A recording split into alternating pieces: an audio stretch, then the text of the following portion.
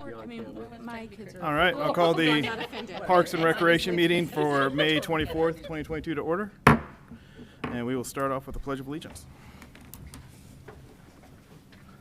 Allegiance to the flag of the United States of America and to the republic for which it stands, one nation under God, indivisible, with liberty and justice for all.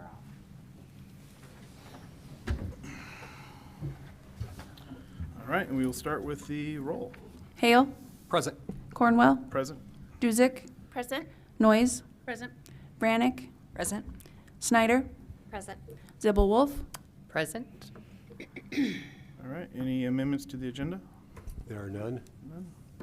On to ceremonies, announcements, appointments, and presentations. Quinlan Park car parking passes. Okay, and before we get to that, I'll point out that you can see we have two people up here. So Haley has moved on to our community outreach. And Kirsten is now our department specialist, customer service rep, and she'll be taking over on minutes. So we're in that training mode. Nice. Welcome. You'll be seeing more of her and less of Haley. Unless you go to special events.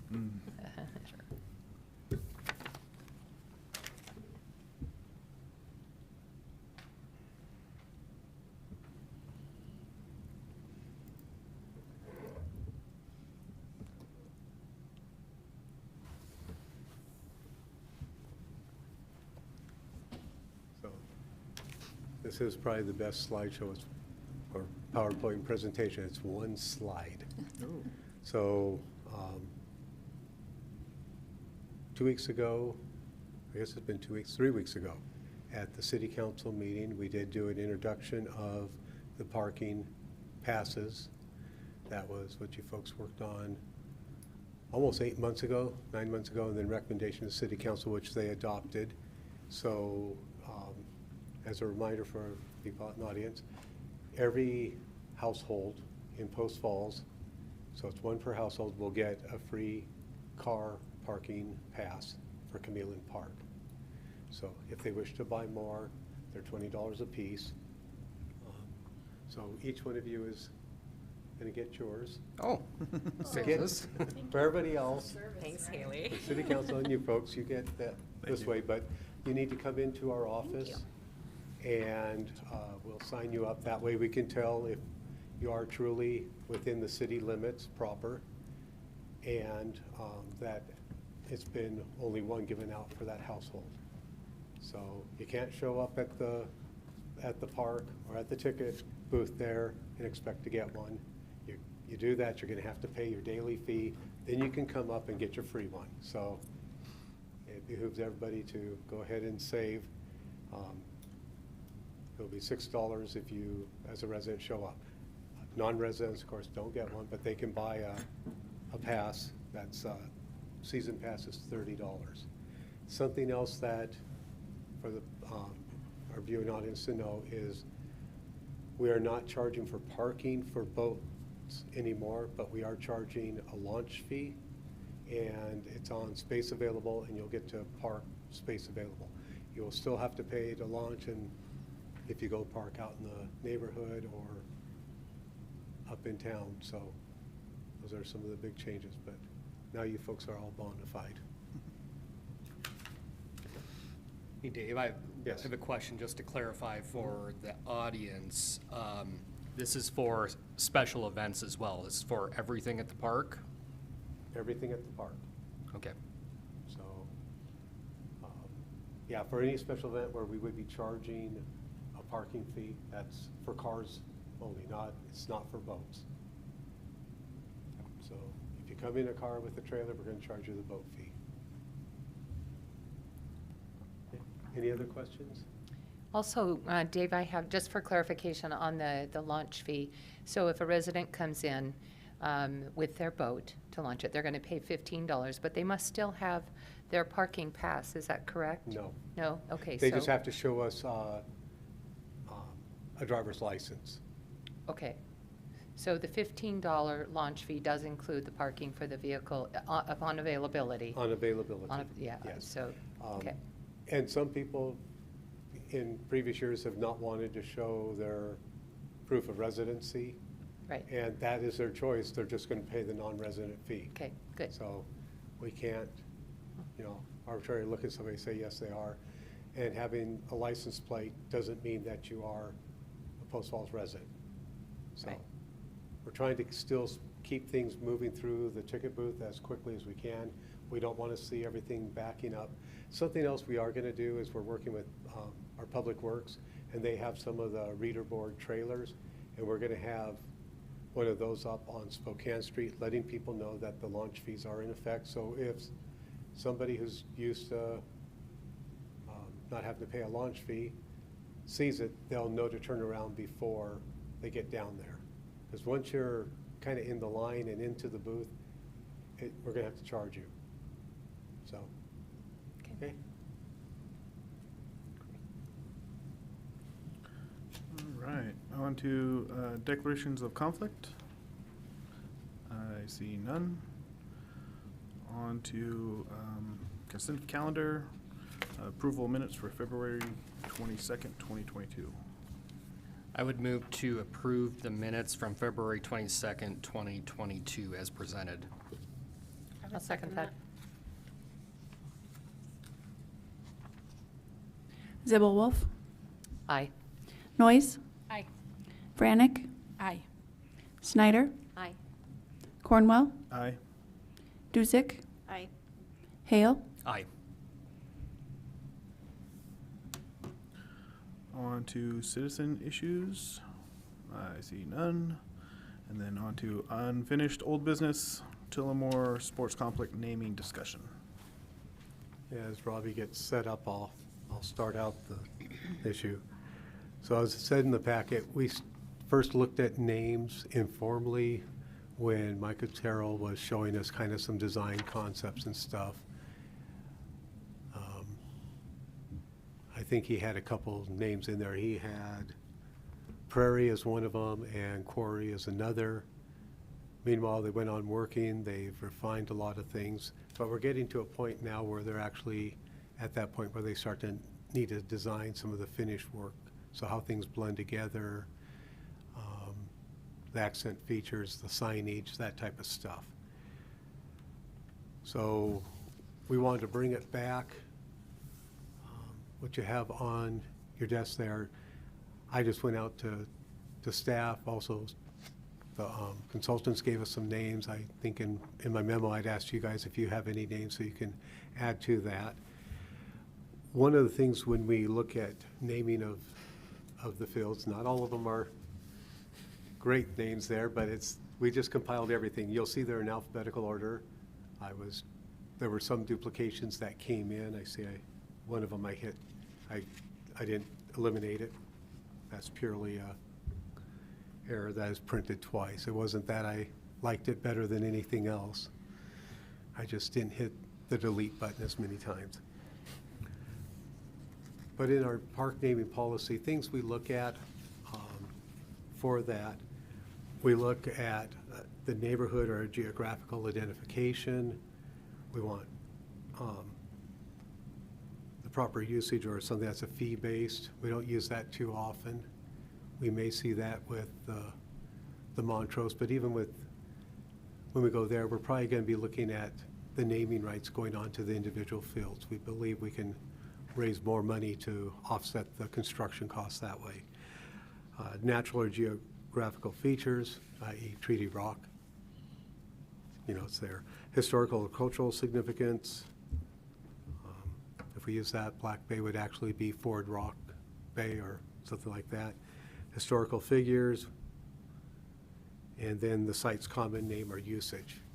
When we go to naming after people, there has to be a connection to that site unless they're paying for the whole development rights. The other thing we look at is where there's a conflict. If there's already existing name, I think I used Bluegrass as an example. Obviously, we wouldn't name another one Chase Sports Complex or Sportsman Park or anything like that. We already have it. We're not going to name it after one of the other parks you might see in the region. So we look for all of that. In here, you'll see there's a lot of names. The ones highlighted in yellow are staff's recommendation for consideration. You'll see there's a lot of things in there. There was an Irish theme in there, but there's really no connection to most people unless you're Irish. And I did go and look to see different Celtic names for fields and pitches and meadows. I can't even pronounce it, so it's pretty bad. My Gaelic is very, very rusty, to say the least. Some of the things, Prairie Crossing came up quite a bit, but there's a shopping mall there. That's proposed, it's already kind of there. There's a lot of prairie that's already used throughout the region, so we kind of shied away from that. The same with, I think that was probably the biggest one where we saw some of it. There's some names in here of people, once again, they don't really aren't connected to baseball, low league baseball, or if they are, most people would not remember them anymore, so it loses its connectivity. So I don't know if the commission thought up of any other names, but I'm going to let Robbie talk a little bit of, I guess we'll check to see if you guys came up with any other possible names. The only one that I was thinking about was Rick Nordum. And does he just not qualify for that? He would Or- qualify, but knowing Rick, as well as I did, if you had a tennis court, right there for him. Something with the community garden, once again, it connects to him. Baseball, Little League, it just wasn't his thing. So, Yeah. I mean, you could consider it, but there's not that connectivity. I think the only reason, I don't disagree with that. I just think that he was such an integral part of the Park and Rec Department, especially, within the whole city. And he did a lot. I think he would be, that would be the one person I would consider. And whether he liked it or not, I don't know. What do you think about contacting his family? Is this something we're deciding tonight? We would like to, but if the commission wishes to hold off or place it upon their input. Yeah, I was just thinking something like Rick Nordum Park at the Quarry, something like that. So you get the name, but either that or even just something within the pavilion or something like that within the park. I would really like to see him honored. I think he did an awful lot. Okay. And I don't know that we have anything else coming up that he was really involved. He was involved with the community garden. Community right? garden was a big push with him. He worked hard with me on this one too. So is that a possibility then, the community gardens? Is that anything Yeah. that we're considering doing in the future? We don't really have a name for it other than community garden, so I mean, it would work, He was really involved with that. yes. Yeah, okay, I'm good with, I'd be good with that too. I just would like to see him Yeah. honored in some way. So- Yeah, he's passed away longer than the 2 years that we required and Right. stuff, so that's, So then I would pass on this and say, let's, in the future, near future, let's address the community gardens, Good. naming I'm them. good with that. I'm gonna let Robbie talk a little bit about how design fits into some of the naming. Good evening, Robbie Quinn, Parks Planner. So these were a couple images that were developed during our master planning phase, if you remember. And they're kind of just giving us examples. At that point, obviously, we hadn't decided on a name. And the quarry was one, as Dave mentioned, that our consultant kind of threw out there. And so these were a few images. The first one is kind of walking into the center of the baseball fields. And then the one over here would be kind of coming into the plaza where the soccer field shelter is here. And so kind of our thoughts on the naming is we'd kind of like to see the complex name be a little more simple, or I don't know, simple is the best word, but kind of precise. And that way it kind of gets, it's really good name recognition. So example for the quarry, it's easy to stay, easy to remember, and people can, be like, hey, let's go down to the quarry. There's a tournament at the quarry this weekend or something like that. And then that gives us a little more opportunity, I think, as Dave mentioned, to be more specific with naming of certain fields, which can be, you know, donors or businesses in the community. This field is after that, or this, as you mentioned, a pavilion or something like that. And that gives us a little more range, I guess, to have lengthier names, whereas the complex itself with the branding and signs and can be just kind of straight to the point and just to simplify things and get our name out there.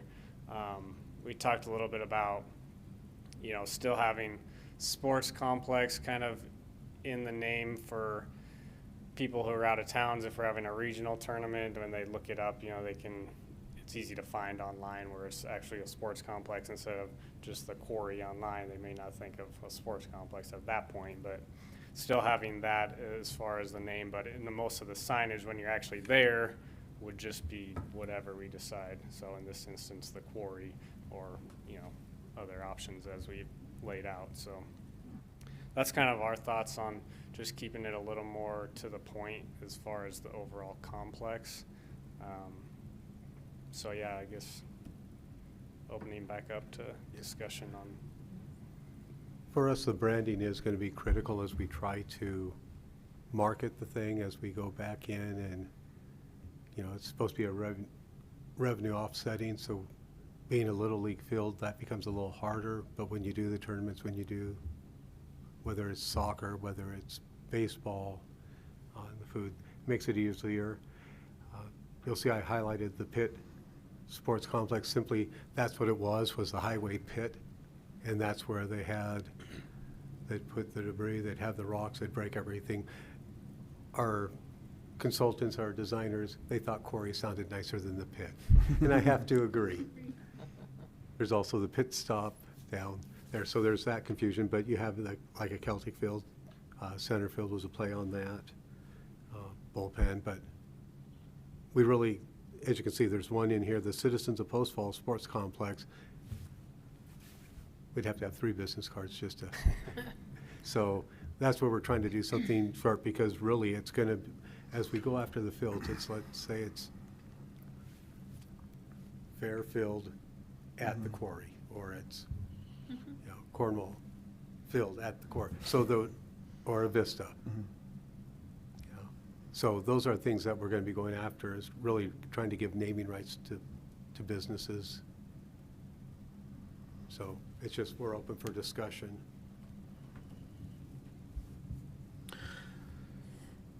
No play on Sporty McSports Complex, huh? Brian is probably very proud of me for even including that. And he was not the one who suggested it. I mean, I like the quarry. As far as branding, I know that there's no relation to Celtic Fields, but that's a pretty good brand, you know, as far if you're trying to sell stuff or themed. Celtic theme is pretty easy to do, rather than, I don't know, quarry theme is what, rocks, I guess. Yeah, so that's my feel on it. Yeah, I guess on that aspect, we would tie that into the design of elements as far as the rock, you know, which is what they kind of did here. Accents for the features or benches or that sort of thing. It was kind of a play off that as well. As someone who works in the mining industry, I do sort of lean towards the quarry. But I like the quarry sports complex rather than sportsplex. I like it longer, even if you have to have 2 business cards. Yeah, I ranked my top 3, and quarry sports complex was 1, the quarry was 2, so. Me too.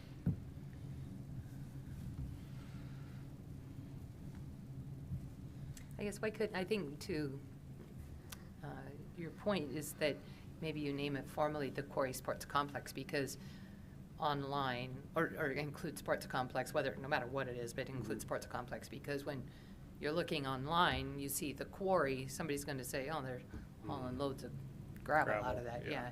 Right. The Quarry Sports Complex, but I like the way that you shortened it even there.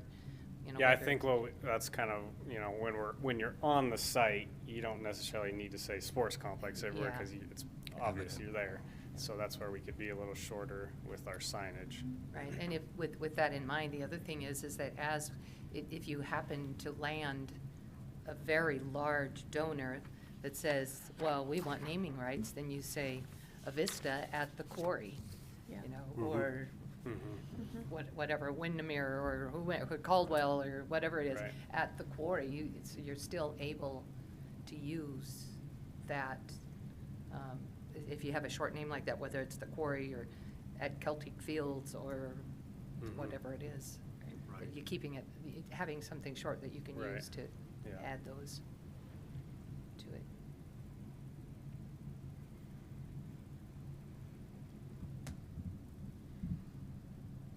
I like the quarry.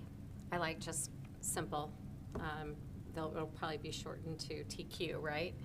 But then I also like adding the sports complex. I'm not necessarily a fan for sportsplex, but I do like the sports complex.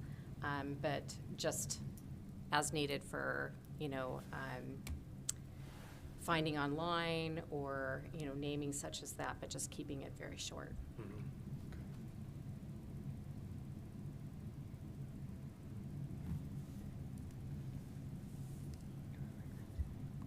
So I would be looking for a motion from you folks if you're comfortable with it.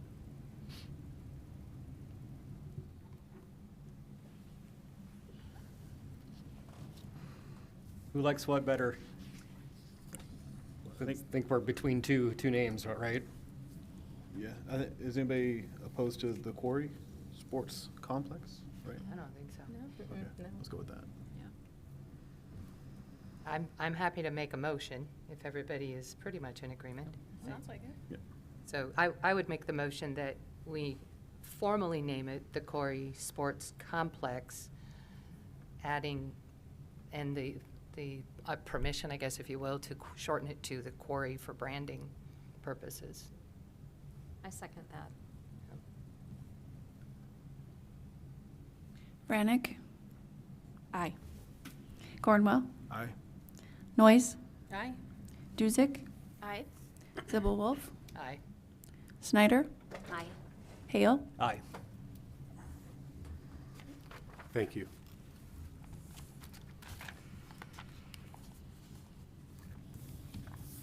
All right, on to new business.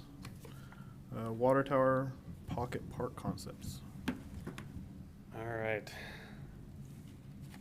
So we got a few concepts I'm here to present for the Water Tower Pocket Park. And the site that we're discussing is on the corner of McReynolds and Spokane Street, where the water tower is. Right here you can see, so just right down the street on Spokane Street. And the city currently owns this parcel. It's about 5.8 acres, and it's primarily slated to become a public parking lot. But in that, there's a desire for a pocket park to kind of go under and around the water tower area. And so the Community Development Department contracted with Welch Comer back in February for this parking lot design, which will be constructed later this year. But in that, they also included the concept or concept designs for the pocket park, just so we can ensure that they, are able to be compatible in the future whenever we have funding for to build the pocket park portion. And so that's kind of what we're focusing on now, is just a couple concepts that we're hoping to move forward to council for their adoption.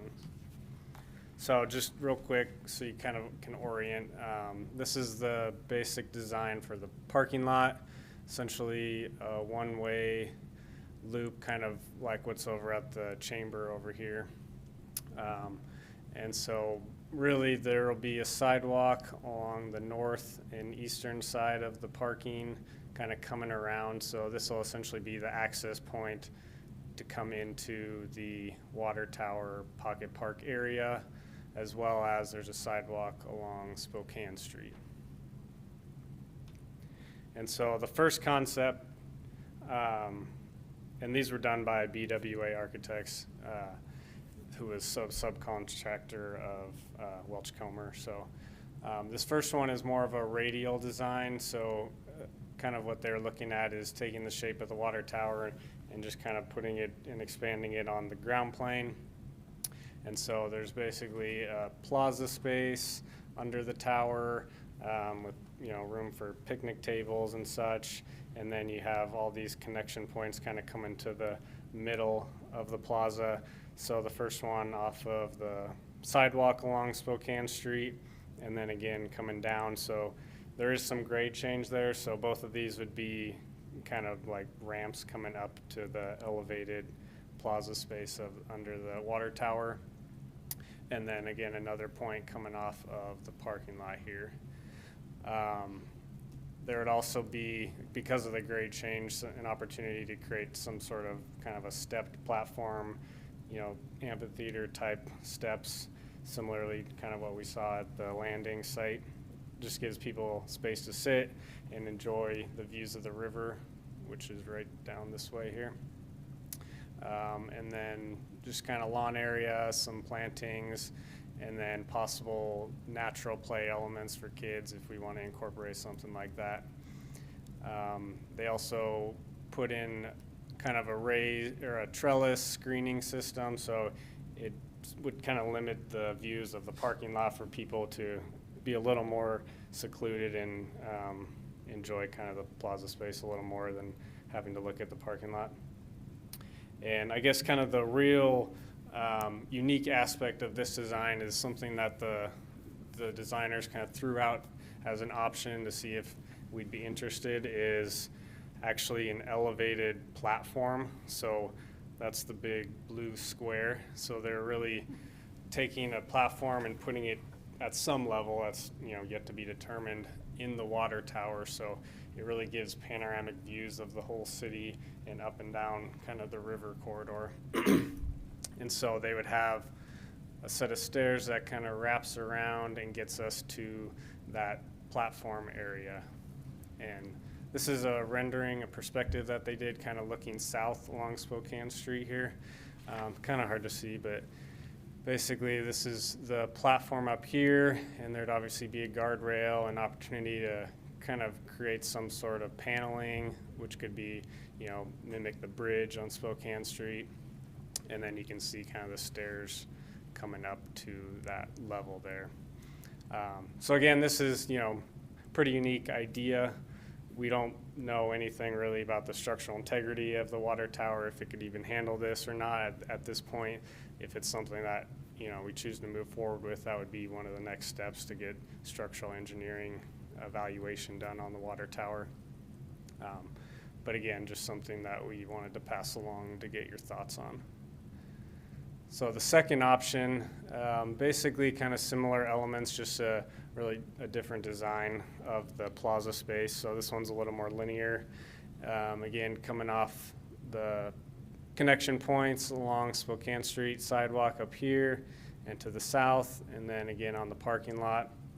But it's a little more pared down plaza, smaller footprint, but still plenty of room for casual, picnic tables and such, as well as the step seats coming down, and then being a smaller plaza, a little more lawn space for that sort of activities. And one thing we wanted them to show in a concept that didn't have that elevated platform, because that could really go on any concept. That's just an idea at this point. So just to kind of show an option without that. And on that note, basically what we're really trying to look for is kind of your thoughts on the plaza design, because again, the elevated platform could essentially go with either of these designs.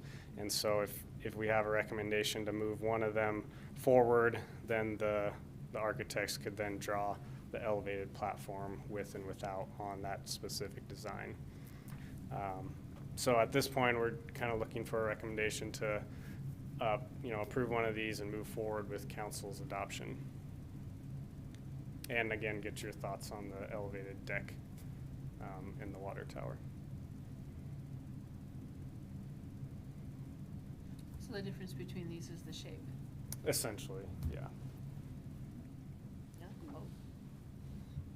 And the radial one has a little bigger footprint of a plaza space, but it's pretty marginal.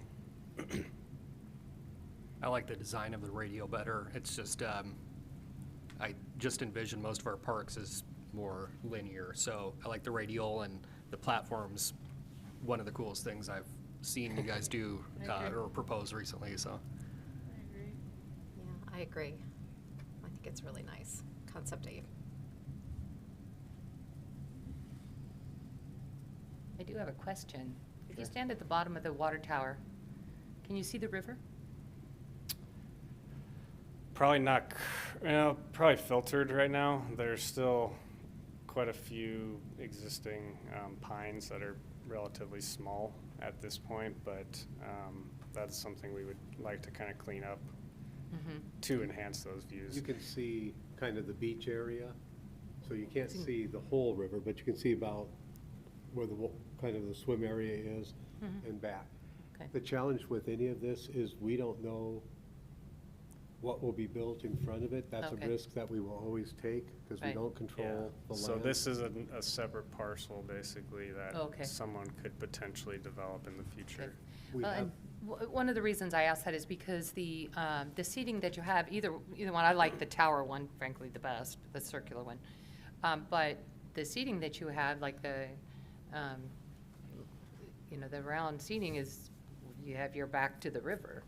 So I find that in both concepts, you're sitting there with your back to the river, where you. These would actually be stepping down towards the river, so people would be sitting facing the river.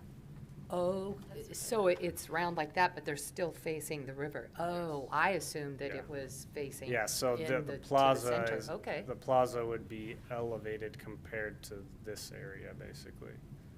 So it'd step down this way. I got you. Oh, I see. Oh, that's even better yet then. I didn't catch that. Does one have more space than the other? The radial one has slightly more. I don't have the exact square footages, but yeah, they're pretty comparable though. The other thing I would, this is probably for little future into the planning, but that as many park benches as you can possibly put there with all of the things that are beginning to happen in that corridor. How nice it would be to have some seating just Yeah. any time that there is an event in that area. But I like that. We recognize we can never have enough, Ugh, and yeah. that's one reason why we really emphasize the steps with them. When, Jason would attest to this, but at the dedication of the landings, the interaction of the kids on the amphitheater and watch them go up and down, up and down. Now, obviously, we're not going to have the turf in between and everything else, but still it gave that same concept, and it was, I wasn't even expecting them to be that active, but they were worn out that night.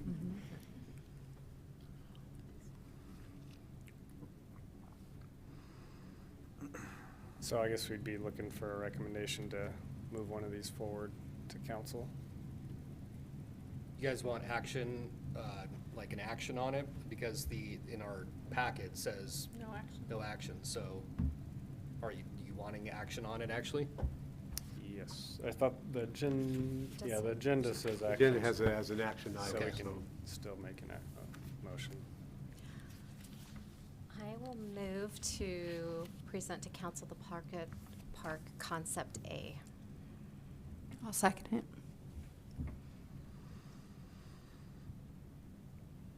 Cornwell, Aye.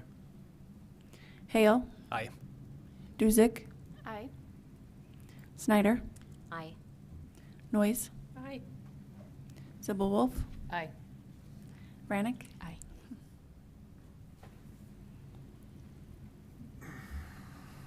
All right, on to election of officers 2022. I know this seems that it's coming up rather quick. It's because it is. Last year, we ended up selecting officers a little bit later because this is our normal time, but we didn't have a quorum, so it got pushed out. So the process is to start with the chair and then go through that election, then go to the vice chair. We nominate one or more candidates. The nominated candidates have to agree that they're willing to accept the nomination, and then the commission votes on those that are put forward. So it's open to you folks to do nominations. And this would be for the chair first.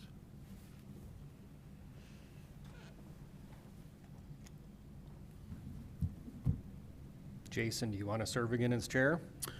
I think it's better if we do like new blood. Okay. That's my thing. Okay. Yeah. Is it common that the, It was almost a year. is it common practice that the vice chair moves to chair? That's what happened last time. Yeah, we've done a little bit of everything over the A little years. bit of everything's Yeah. happened, yes. Well, on that note, I mean, if Gina has been on for a while and she was vice chair, and I would nominate her if she would be willing to serve. I would be honored.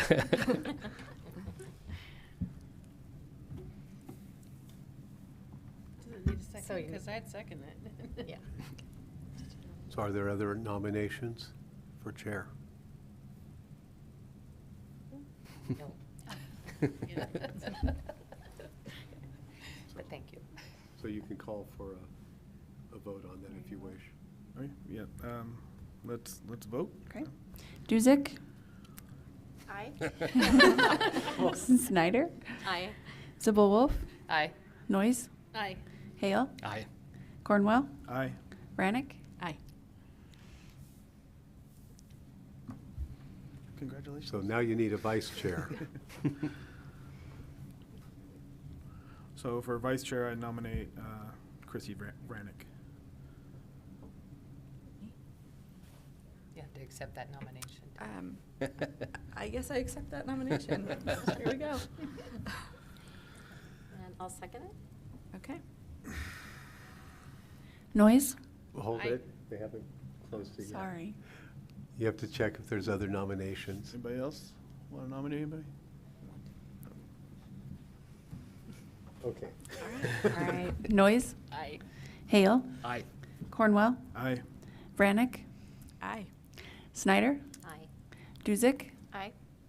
Zibble-Wolf? Aye. All right. Congratulations, you guys. And then on to administrative staff reports, park maintenance and staff update. Yeah. I've asked Brian to give you folks an update on where we are kind of on our park staff. You know, I told you at the last meeting that we're struggling a little bit to find staff. On the recreation side, we just did fill the rec supervisor position. They started this last week, so we're working through that.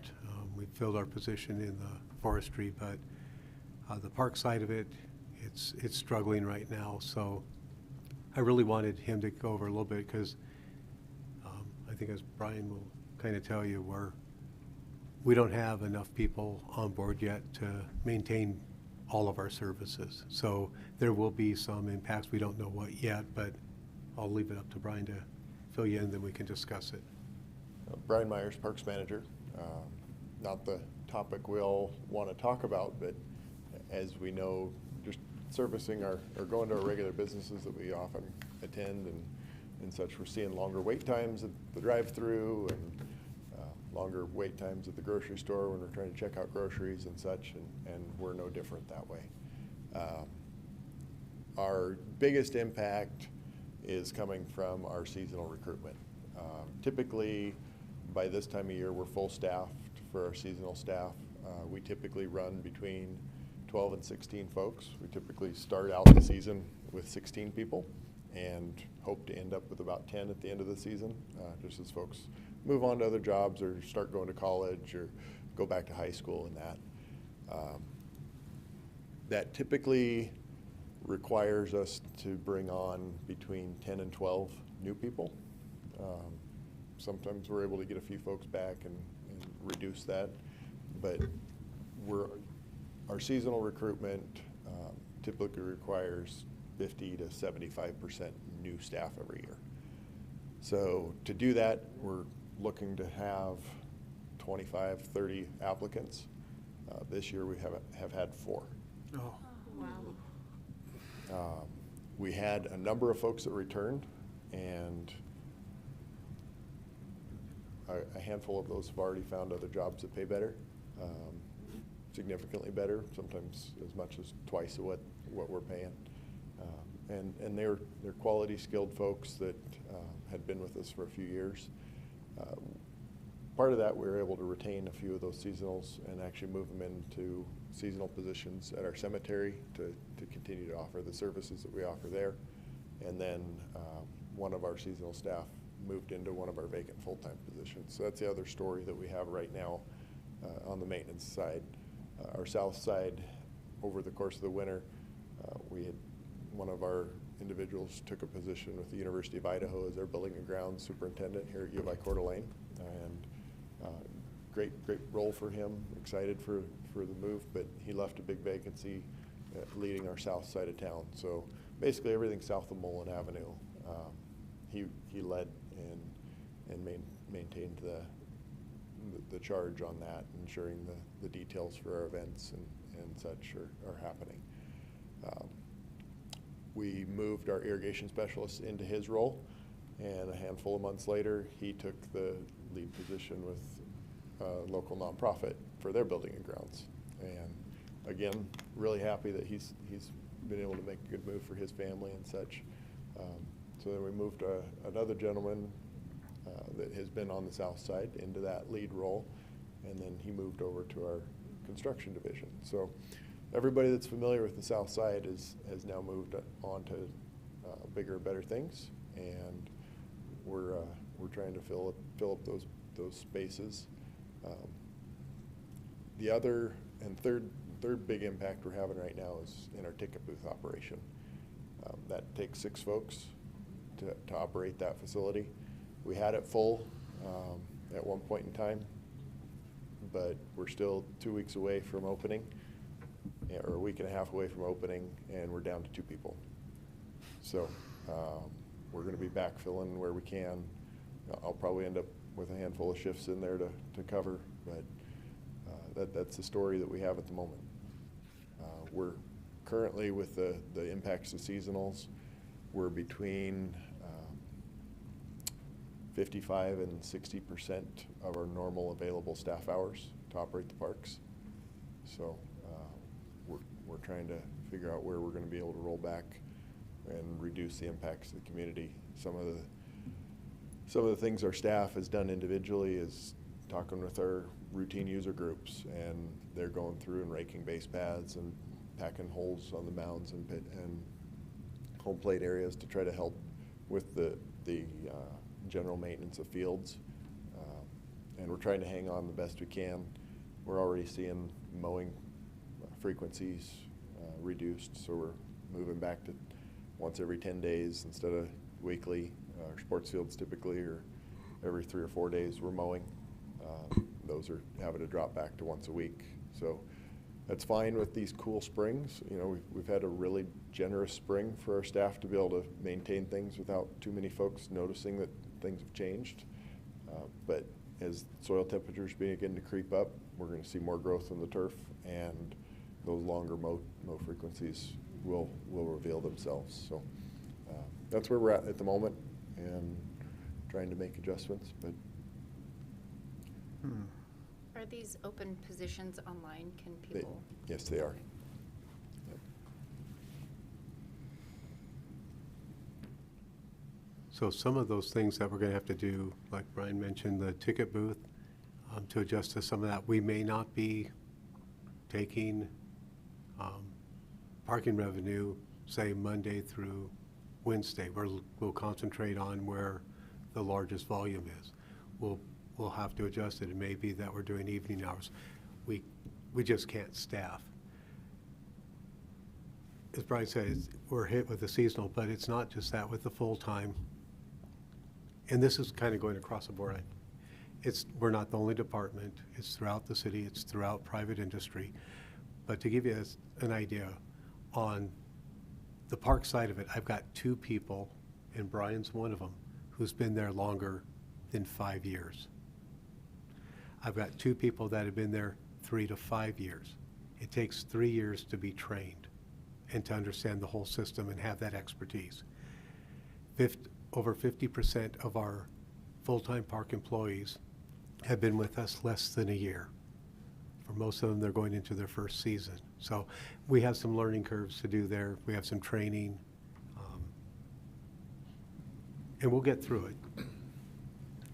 That's one thing about life. You always get through it. It just may not seem like it at the time. Along that training line, the folks that we're bringing on are coming in with a lot less landscape and grounds experience as well. So we have been able to find folks that have got some experience in building maintenance and have some construction experience, so that's helpful. But we're having to train big sectors of the work we do from the ground up. And until we really have them in and start to work with them on a daily basis, that's an unknown. And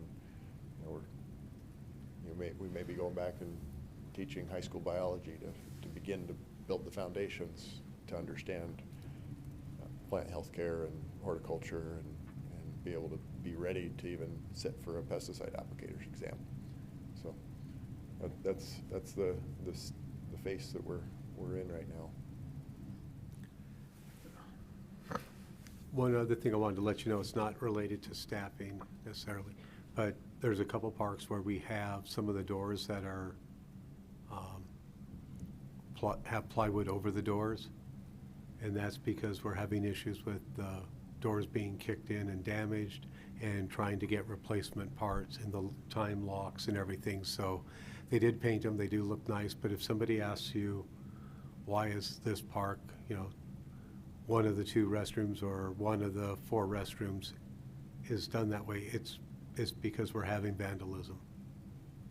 And it's increased a lot over the last couple years. Is it widespread, or do you see it more targeted in certain parks? I would say it's kind of cyclical and repeating. So one location will be hit frequently, and it may move to a different location, but then it tends to repeat at that same spot. But Likewise, our soap dispensers are a pretty big target. So and that's one of the product costs that's been heavily increased for some unknown reason. Post-COVID, we've had a hard time, or it's hitting our cleaning budget drastically. So you may see that amenity start to be reduced in the park restrooms as well. So bring some hand sanitizer, your own soap, just in case. And there are certain parks that are targeted more than others, and we are working with the PD. We're working on getting cameras up or improving some of the cameras we have, and so we are addressing it. It just takes time. We're seeing a lot of graffiti going up.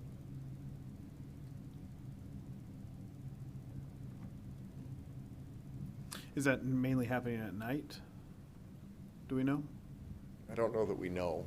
We certainly have it in daylight hours. Yeah, there have been times where staff left the site at 4 o'clock, and then their family was back visiting the park with their kids, and they saw it before 8 o'clock that evening. So. And we've had reports come into us that vandalism's happening in the afternoon. So when we get those calls, we respond. Yeah.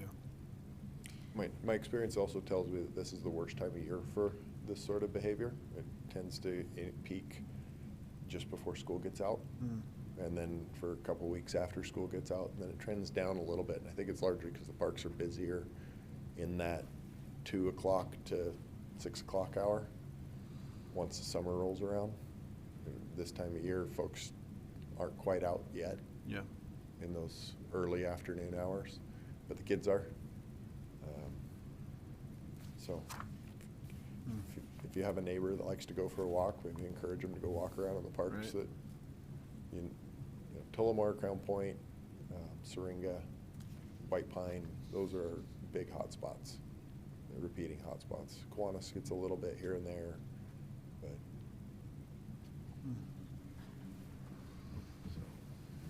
What avenues are we using to extend to the public the opportunity to come and work? I mean, are there some incentives that we could offer? Do we have budget, you know, that if they stay on through the season, maybe there's a small bonus, or do we have anything like that at our disposal that would be enticing to people to come? Our HR department's working on some stuff, so we're working with, they'll be coming forward as part of our budget proposal to council to allow a little bit more latitude with that. We have adjusted salaries where we can, just because we haven't filled positions. We are trying for the first time with summer camp to get a retention bonus, and we work that through the budget process, but unfortunately, we have to go through that budget process on it. Yeah, on the park side, the one addition we had this year is some overtime. We were budgeted for some overtime hours. Good. So we can, instead of just having comp time available to staff that's working over 40, we can pay a little bit of overtime hours. So hopefully that'll help. Would it help to do a small article or to put on social media that, you know, there is a shortage and these could be the results, you know, of not being fully staffed at this time? Maybe, you know, a call for the community to get involved, et cetera, or to help where they can? We've been using social media to try and recruit, but I think at a certain point, yes, we have to start letting people know why they're seeing some of the things happening. One of our challenges at this point where we're at with staffing is those volunteer efforts. We don't have the staff to help assist. That's true. Yeah. We're that bare bones. Okay. You know, if it's somebody that has community service hours and they can commit to being there on a regular frequency, then we can do that. But the 3 hours of the Boy Scout group is going to make it really, really tough for us to be able to make that happen in the after hours period. 'Cause most of the work we do has to happen when the parks aren't busy.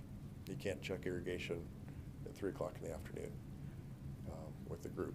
And this time of year, that's the bulk of what our full-time staff is doing in particular. And same thing with the mowers. You can't, you know, it's not one that we can have volunteers operating equipment at a park. The consequences of that being done poorly, just to the infrastructure side of things, is too great. But On a positive note, though, we have been able to keep the parks well watered.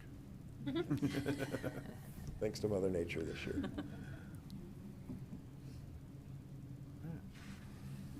Thank you. On to commission comments.